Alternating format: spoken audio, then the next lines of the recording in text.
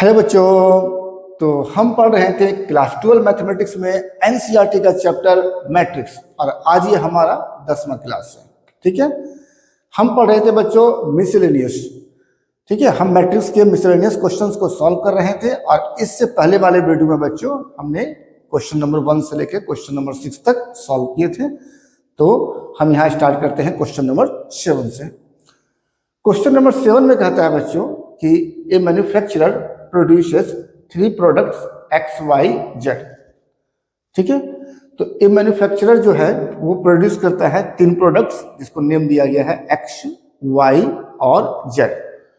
तो जैसे बच्चों देखिए ये है प्रोडक्ट्स, हम इसे नेम कर देते हैं एक्स, इसे नेम कर देते हैं वाई और इसे नेम कर देते हैं जेड।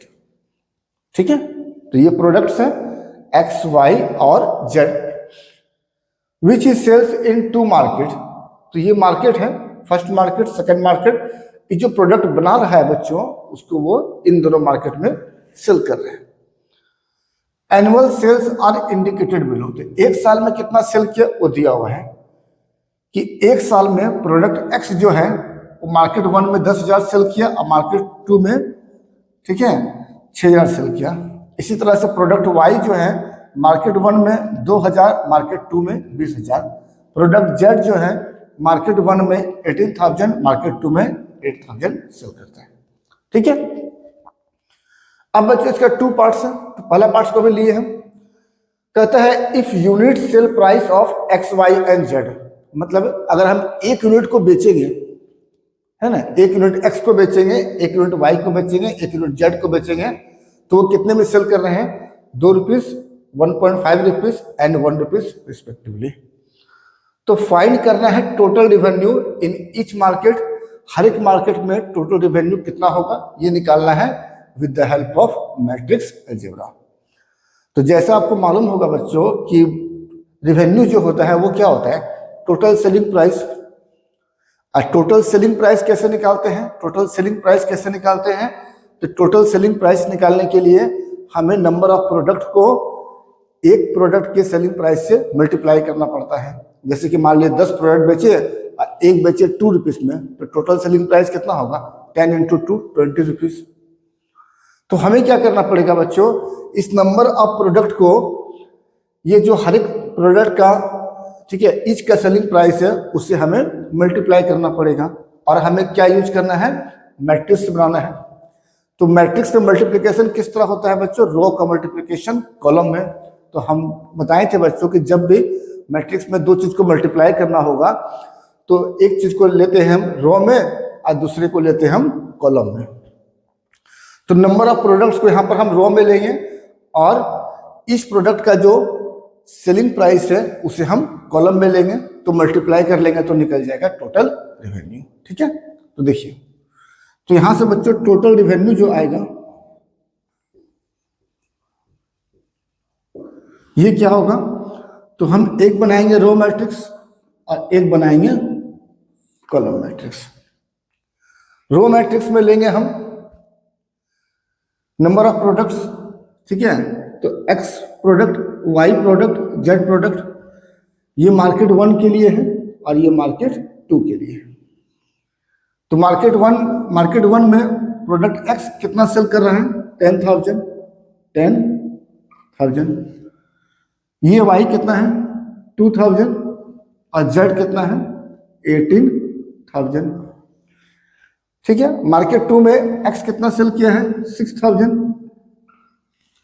वाई किया है 20,000 और जेड किया है 8,000। ठीक है, तो ये तो हो गया बच्चों नंबर ऑफ प्रोडक्ट्स। अब इसके निकालेंगे, अब इसको हम कॉलम में लेंगे हर एक प्रोडक्ट का रेट का, है ना। तो ये हम प्रोडक्ट एक्स है, प्रोडक्ट वाई और प्रोडक्ट जेड। एक्स कितने में सेल कर रहे हैं? ₹2.50। तो ये है आपका ₹2.50। ठीक है, फिर बच्चों वाई कितने में सेल कर रहे हैं? वाई का सेलिंग प्राइस है ₹1.50 ईच प्रोडक्ट और जेड का सेलिंग है ₹1 ईच प्रोडक्ट। ठीक है, तो हम नंबर ऑफ प्रोडक्ट्स को इस प्रोडक्ट के सेलिंग प्राइस से मल्टीप्लाई कर लेंगे तो टोटल रेवेन्यू आपको मिल जाएगा। तो कितना मिल जाएगा बच्चों, चलिए मल्टीप्लाई करते हैं। तो यहाँ देखिए मल्टीप्लाई किस तरह होता है, रो को मल्टीप्लाई करते हैं कॉलम से, फर्स्ट रो को फर्स्ट कॉलम से, 10,000 को मल्टीप्लाई करेंगे 2.50 से, तो ये होगा आपका 25,000 रुपीज, तो 25,000। फिर 2,000 को मल्टीप्लाई करेंगे 1.5 से, तो ये हो जाएगा आपका 3,000 प्लस 3,000। फिर बच्चों देखिए 18,000 को मल्टीप्लाई करेंगे 1 से, तो ये हो जाएगा 18,000। तो ये हो गया बच्चों, ठीक है, ये हो गया बच्चों कि फर्स्ट मार्केट का सेलिंग प्राइस, फर्स्ट मार्केट का सेलिंग प्राइस। अब आते हैं सेकंड मार्केट का सेलिंग प्राइस। फिर से वही काम करेंगे, रो को मल्टीप्लाई कॉलम से, 6,000 को मल्टीप्लाई करेंगे 2.5 से, तो ये हो जाएगा 15,000। 15,000 प्लस 20,000 को मल्टीप्लाई करेंगे 1.5 से, तो ये हो जाएगा आपका 30,000, ठीक है। और 8,000 को मल्टीप्लाई करेंगे 1 से, तो ये आपका 8,000 ही रहेगा। तो ये कितना हो जाएगा बच्चों, तो ये हो जाएगा आपका, देख लीजिए 25 और 18, 35, 45, तो 43 और 43 और 3, 46, तो ये हो जाएगा बच्चों 46,000। और यहाँ पर बच्चों देखिए 30,000 और 15, 45,000 और 8, तो 53,000, तो ये हो जाएगा बच्चों 53,000। तो ये दोनों क्या निकल गया बच्चों, रिवेन्यू, मतलब टोटल सेलिंग प्राइस, ठीक है। तो मार्केट 1 के लिए रिवेन्यू कितना आ गया, ₹46,000, और मार्केट 2 के लिए रिवेन्यू कितना आ गया, ₹53,000, ठीक है। तो ये दोनों आ गया बच्चा आपका मार्केट 1 और मार्केट 2 के लिए रिवेन्यू, ये रुपीस में आएगा, ये रुपीस में आएगा, ठीक है। तो ये था बच्चों क्वेश्चन नंबर 7 का पार्ट 1। अब हम आते हैं क्वेश्चन नंबर 7 का पार्ट 2 में। अब आते हैं बच्चों इसका सेकंड पार्ट में। देखिए इसका सेकंड पार्ट कहता है if the unit cost of the above 3 commodities, ठीक है। तो इसमें एक यूनिट का कॉस्ट प्राइस दिया हुआ है इस 3 कमोडिटीज के लिए, एक्स, वाई और जेड के लिए, कितना कितना दिया हुआ है, ₹2, ₹1 और 50 पैसा, है ना। तो फाइंड करना है ग्रॉस प्रॉफिट, तो मैं हमको ग्रॉस प्रॉफिट कितना होगा। देखिए बच्चों ग्रॉस प्रॉफिट को निकालने के लिए अभी तो हम निकाल चुके हैं कितना इसका सेलिंग प्राइस है, ₹46 और ₹53। अब हमें निकालना पड़ेगा इसका कॉस्ट प्राइस, तो फिर सेलिंग प्राइस में कॉस्ट प्राइस को माइनस करेंगे तो हमें निकलेगा ग्रॉस प्रॉफिट, ठीक है। तो हम एक रिवेन्यू फंक्शन निकाले बच्चों, मैंने सेलिंग प्राइस निकाले, अब एक टोटल सीपी निकालेंगे, टोटल कॉस्ट प्राइस निकालेंगे। टोटल कॉस्ट प्राइस कितना हो जाएगा बच्चों, तो ये पार्ट तो सेम रहेगा कि 3 प्रोडक्ट है एक्स, वाई, जेड, इतना इतना इतना सेल कर रहे हैं फर्स्ट और सेकंड मार्केट में, लेकिन यहां पर जो लेंगे बच्चों वो सीपी लेंगे, एसपी नहीं लेंगे, सीपी लेंगे, ठीक है। तो पहला जो एक्स था बच्चों उसको सेल कर रहे हैं ₹2 में, तो यहाँ पर 2 लिखेंगे। वाई जो है वो सेल कर रहा है ₹1 में, 1 लिखेंगे। और जेड जो है बच्चों वो सेल कर रहा है 50 पैसे में, तो ये दोनों रुपीस में है तो हम इसे भी रुपीस में कन्वर्ट कर लेंगे, तो 50 पैसे क्या होगा, 1/2 रुपीस, तो ये हो जाएगा आपको 1/2 रुपीस। तो अगर इन दोनों को मल्टीप्लाई करेंगे बच्चों तो निकल जाएगा टोटल कॉस्ट प्राइस, ठीक है। तो यहाँ पर निकाल लेते हैं बच्चों इसका टोटल, पहले सीपी, हम टोटल सीपी निकाल लेते हैं। देखिए टोटल सीपी क्या होगा, 10,000 इंटू 2, तो ये हो जाएगा 20,000 plus 2,000 into 1, 2,000 plus 18,000 into half, 9,000, ठीक है। तो ये निकल गया बच्चों कि फर्स्ट मार्केट में जो टोटल एससीपी होगा इतना, फर्स्ट मार्केट में जो गुड्स बेचे हैं उस गुड्स का टोटल सीपी था इतना।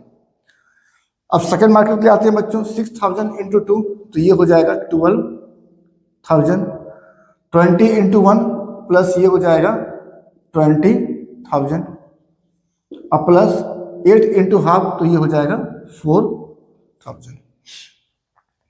तो देखिए बच्चों 9 और 2 11 और 20, तो ये कितना हो गया 31,000।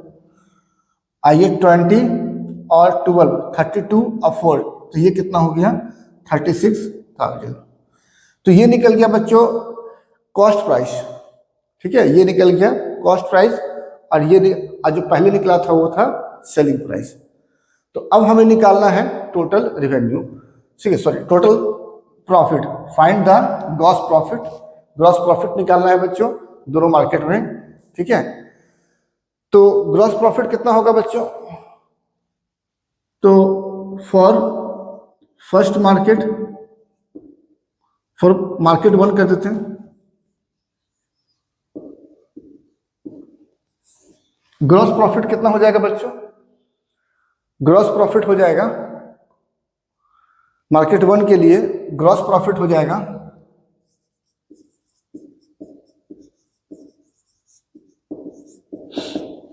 ठीक है।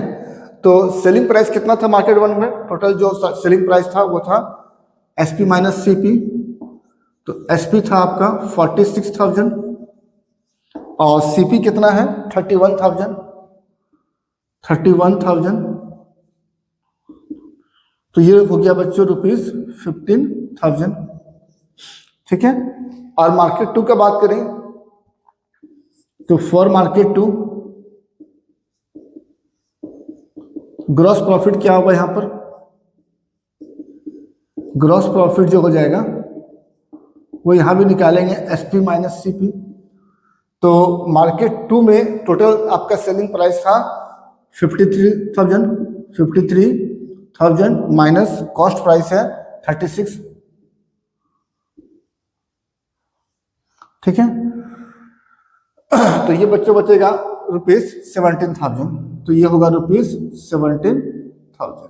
ठीक है, तो ये आ गया बच्चों दोनों मार्केट का ग्रॉस प्रॉफिट।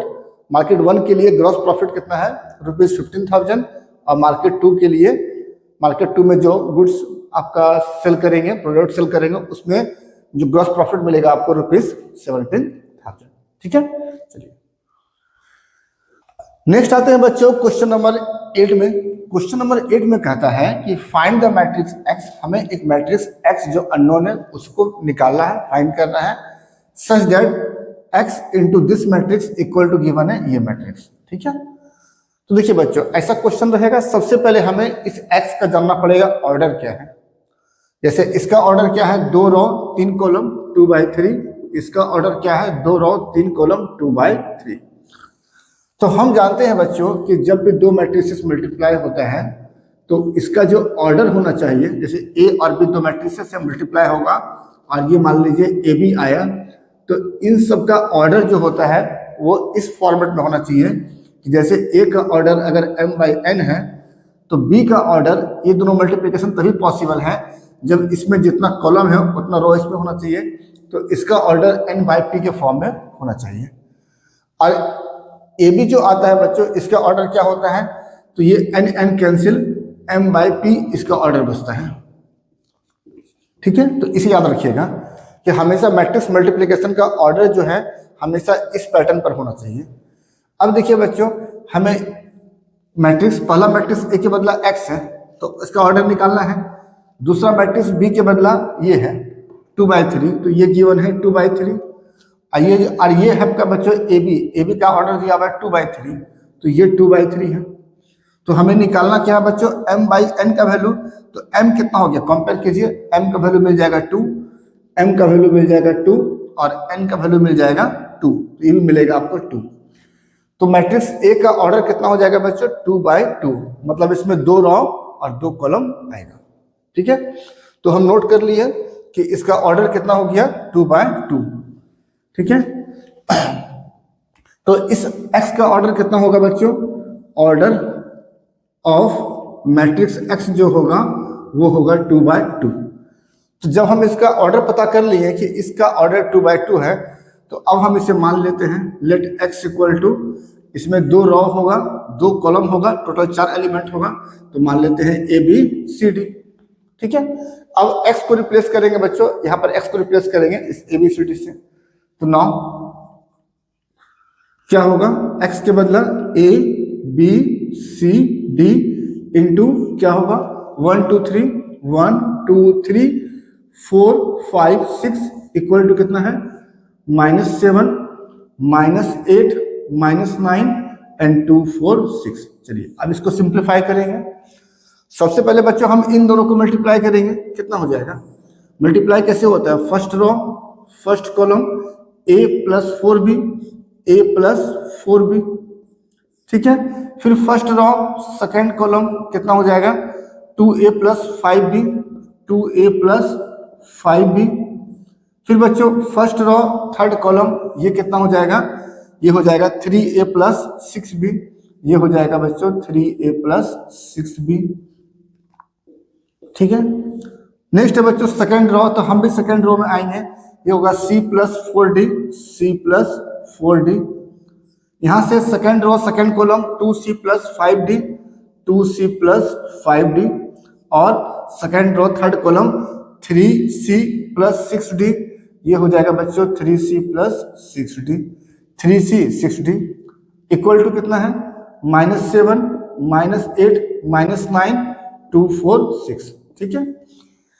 अब जब हम जानते हैं बच्चों दो मैट्रिसेस अगर इक्वल हो तो उसका करस्पॉन्डिंग एलिमेंट्स इक्वल होता है, मतलब ये इक्वल टू हो जाएगा ये इक्वल टू हो जाएगा ये इक्वल टू हो जाएगा ये, इस तरह से ये इक्वल टू ये इक्वल टू ये। तो अब हमें बच्चों यहाँ से a b c और d का वैल्यू निकालना है। तो सबसे पहले हम a और b का वैल्यू निकालते हैं। तो a और b का वैल्यू निकालने के लिए a और b किस में है, इन सब में है। इन सब में केवल a और b का वैल्यू निकालना है, तो हम कोई दो लेकर के आगे बढ़ेंगे। जैसे a plus 4b equal to -7 है, तो यहाँ पर सॉल्व करते हैं a plus 4b equal to -7, और 2a plus 5b equal to होगा क्या -8, 2a प्लस 5b ये होगा -8 के बराबर, ठीक है। तो जैसा कि हम जानते हैं बच्चों कि इसको अगर सिंप्लीफाई करके a b निकालना है तो कोई भी एक टर्म को सेम करना होगा। तो यहाँ पर हम क्या करते हैं 2 से मल्टीप्लाई कर लेते हैं इक्वेशन 1 में, ताकि यहाँ पर 2 आ जाएगा, ये इसके सेम हो जाएगा। तो कितना हो जाएगा, तो 2a plus 4 2 8b equal to -14, और ये हो जाएगा 2a plus 5b equal to -8। Subtract कर लेंगे बच्चों, तो कितना होगा, ये कैंसिल, 8b में 5b गया तो बचेगा 3b इक्वल टू -6, तो यहाँ से b निकल जाएगा -2। जब b निकल गया बच्चों, अब b का वैल्यू हम किसी एक में पुट करेंगे और a निकालेंगे। तो पहला वाला लेते हैं a, अब b का वैल्यू -2 इंटू 4, तो ये हो जाएगा -8 इक्वल टू -7। तो a कितना हो जाएगा बच्चों, उधर गया तो 8 -7, तो a का वैल्यू हो गया 1, तो a निकल गया 1, b निकल गया -2, ठीक है। तो a का वैल्यू हो गया बच्चों 1, b का वैल्यू हो गया -2। फिर हम अब निकालते हैं बच्चों c और d निकालते हैं। तो फिर से हम दो इक्वेशन लेना पड़ेगा। तो पहले हम थोड़ा यहाँ पर इसको मिटा देते हैं, ठीक है। a इक्वल टू 1 और b इक्वल टू -2, यहाँ पर हम नोट कर लेते हैं कि a का वैल्यू आ गया 1, b का वैल्यू आ गया -2, ठीक है। अब हम इन दोनों को सॉल्व करते हैं। बच्चों c प्लस 4d कितना होगा 2, तो c प्लस 4d ये आपका है 2, और 2c प्लस 5d ये होगा 4, 2c प्लस 5d ये हो जाएगा 4। फिर से बच्चों देखिए इसे 2 से मल्टीप्लाई कर लेंगे, कितना हो जाएगा 2c प्लस 4 2 8d ये हो जाएगा 4, और 2c प्लस ये हो जाएगा 5d इक्वल टू 4। सब्ट्रैक्ट करेंगे तो ये कैंसिल, ये हो जाएगा 3d इक्वल टू 0, तो d इक्वल टू 0। तो d का वैल्यू आएगा बच्चों 0, और d का वैल्यू पुट करेंगे तो अगर ये 0 होगा तो c कितना आ जाएगा 2, तो c कितना आ जाएगा 2, ठीक है। तो a भी निकल गया, d भी निकल गया, c भी निकल गया, d भी निकल गया। तो हम बोल सकते हैं बच्चों कि देयरफॉर मैट्रिक्स x जो होगा वो कितना है a b c d। तो a हो गया बच्चों 1, b हो गया -2, c हो गया 2, और d हो गया 0। तो ये आपका फाइनल आंसर होगा, ठीक है। अगला क्वेश्चन है बच्चों क्वेश्चन नंबर 9, इसमें कहता है चूज द करेक्ट आंसर। तो हमें a गिवन है alpha beta gamma minus alpha, और ऐसा है कि a square equal to i के इक्वल है। तो पूछ रहा है कौन सा ऑप्शन करेक्ट है, ठीक है। देखिए क्या गिवन है बच्चों, A square equal to unit matrix I. A square क्या होता है, A into A unit matrix I. A का वैल्यू कितना होता है बच्चों, अल्फा कितना गिवन है, alpha beta gamma minus alpha. और जैसे जानते हैं कि आई जो होता है वो यूनिट मैट्रिक्स क्या होता है, 1 0 0 1। गिवन मैट्रिक्स ए 2 ऑर्डर का है तो आई का वैल्यू भी लेंगे 2 ऑर्डर में।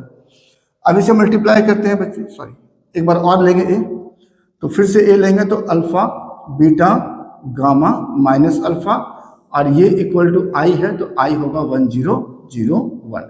ठीक है, गिवन मैट्रिक्स ए 2 ऑर्डर में है तो आई का वैल्यू भी लेंगे 2 ऑर्डर में, मतलब 2 रो 2 कॉलम लेंगे।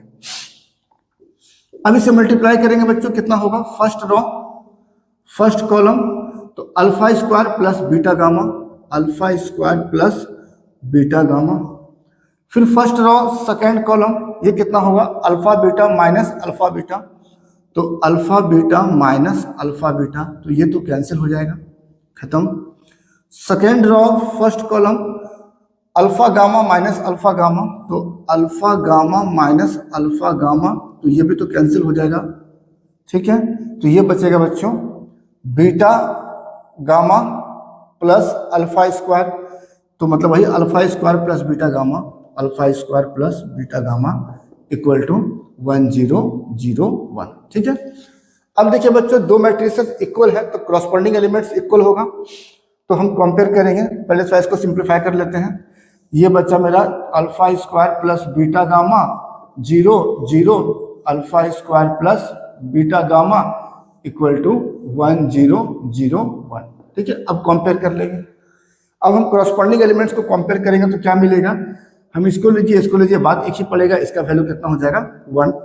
तो alpha square plus beta gamma equal to 1, कौन सा ऑप्शन हो जाएगा बच्चों, तो alpha square plus beta square ये तो नहीं है, alpha square plus beta square ये भी नहीं है, alpha square plus beta square नहीं है, ये वाला बच्चों देखिए हो जाएगा, है ना। अगर हम इन दोनों को राइट साइड ट्रांसपोज कर दें तो ये होगा 0 equal to 1 minus alpha square minus beta gamma, तो 1 minus alpha square minus beta gamma equal to 0, option number C हो जाएगा। ठीक है बच्चों, चलिए नेक्स्ट आते हैं बच्चों क्वेश्चन नंबर 10 में। क्वेश्चन नंबर 10 में कहता है कि if the matrix A is both symmetric and skew symmetric, तो कौन सा ऑप्शन होगा। ठीक है, कहता है कि ए एक मैट्रिक्स है, ये ऐसा मैट्रिक्स है कि सिमेट्रिक भी है और स्क्यू सिमेट्रिक भी है। तो देखिए बच्चों हम जानते हैं कि ए जब सिमेट्रिक होगा तो ए ट्रांसपोज का वैल्यू कितना हो जाएगा, ए सिमेट्रिक कब होता है, जब A transpose equal to A होता है।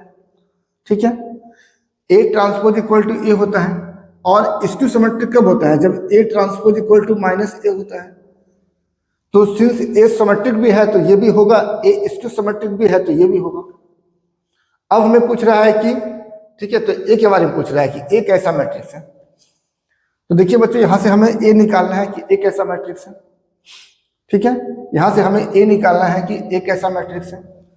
तो देखिए बच्चों यहां से ये दोनों इक्वल, तो ये दोनों इक्वल होगा, तो ए इक्वल टू कितना होगा माइनस ए, इसको इस तरफ ले आएंगे तो ए प्लस ए कितना हो जाएगा 0, तो 2a इक्वल टू 0, तो a इक्वल टू क्या होगा 0/2 0।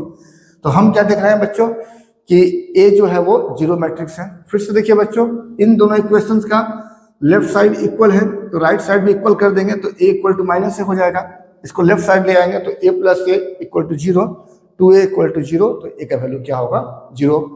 तो a क्या हो गया बच्चों 0 मैट्रिक्स, डायगोनल मैट्रिक्स नहीं, 0 मैट्रिक्स ये हो जाएगा, स्क्वायर मैट्रिक्स नहीं, नॉन ऑफ दिस नहीं। ठीक है, तो a क्या हो जाएगा 0 मैट्रिक्स। अब हम आते हैं बच्चों क्वेश्चन नंबर 11 में, और ये हमारा इस एक्सरसाइज का लास्ट क्वेश्चन है। इसमें कहता है ए एक स्क्वायर मैट्रिक्स है, ऐसा है कि ए स्क्वायर का वैल्यू ए के इक्वल ही होता है, एंड गिवन है।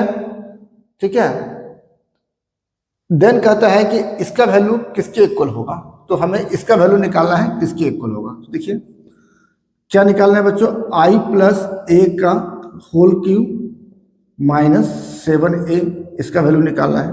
देखिए फॉर्मूला सेट करते हैं, a प्लस बी का होल क्यूब, तो ये होगा i का cube a cube plus 3a square b plus 3ab square plus क्या होता है बच्चों b का क्यूब, तो a का क्यूब -7a। इसका वैल्यू निकालना है। अब देखिए बच्चों, आई यूनिट मैट्रिक्स को कितनों बार मल्टीप्लाई कीजिएगा, आई इंटू आई भी आई होता है, आई इंटू आई भी आई होता है। तो आई को आप कितनों बार मल्टीप्लाई कीजिएगा, वो आई ही होता है। +3 आई स्क्वायर भी आई ही होगा into A, +3 I A square बच्चों गिवन है, ए स्क्वायर कितना गिवन है, ए के इक्वल, तो ए स्क्वायर हो जाएगा ए क्यूब। देखिए बच्चों, ए का क्यूब जो होगा वो होगा ए स्क्वायर इंटू ए स्क्वायर तो ए है, तो ए इंटू ए, तो फिर से आ गया ए इंटू ए स्क्वायर तो ए है, तो ए क्यूब का वैल्यू भी यही रहेगा, तो +a -7a। ठीक, अब देखिए आई तो आई रह गया, प्लस जैसा कि पहले बता चुके बच्चों कि अगर हम आई में किसी मैट्रिक्स को मल्टीप्लाई करेंगे तो रिजल्ट वही मैट्रिक्स होता है। जैसे आई मतलब 1 इंटू ए होता है, तो यहाँ पर 3 आई इंटू कोई मैट्रिक्स वही मैट्रिक्स होता है, तो ये 3a। यहाँ बच्चों आई इंटू कोई मैट्रिक्स तो रिजल्ट वही मैट्रिक्स होगा। ए में गया 7 है तो माइनस हो जाएगा 6 है। तो अब देखिए बच्चों, यहाँ पर कितना होगा, 6a - 6a कैंसिल, तो रिजल्ट क्या बचेगा, केवल आई। तो यहाँ पर रिजल्ट क्या बचेगा बच्चों, केवल आई। तो ऑप्शन नंबर कौन सा हो जाएगा, सी। ठीक है, चलिए।